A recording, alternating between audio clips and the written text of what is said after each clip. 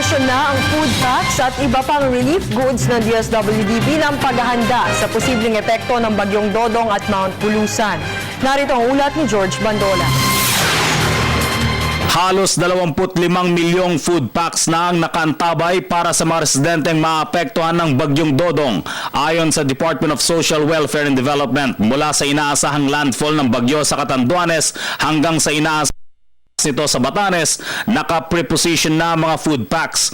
Kulang din sa 25 milyong non-food packs ang inihanda ng DSWD. Kami naman sa DSWD ay nakapag-preposition na sa mga probinsyang aming alam na dadaanan.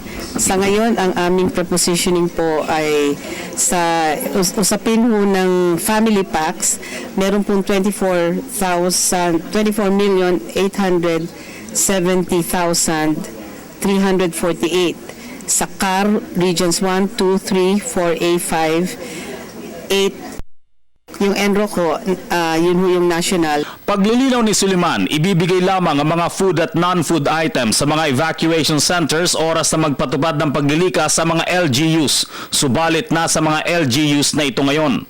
Magbibigay kami niyan kung nasa evacuation centers sila. Sa ngayon, wala pang panawagan na mag-preemptive evacuation. Bagamat, nakahanda po ang lokal na pamahalaan dahil pinagbigay alam na nila Secretary Mar Rojas ang mga dadaanan at pag nawagan ng preemptive evacuation based on the forecast. Kasi wala pa hindi pa pumapasok sa lupa, malalaman natin. Samantala, nakahanda na rin ang 1,000 food packs sa Legazpi City oras sa magdeklara ng evacuation ng Sorsogon sa mga residenteng posibleng maapektuhan ng pag-aalburuto ng Bulkang Bulusan.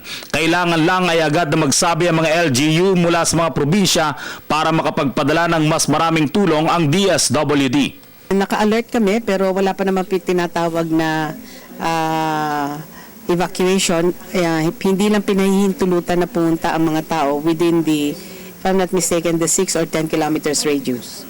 Para sa Telebisyon ng Bayan, George Bandola.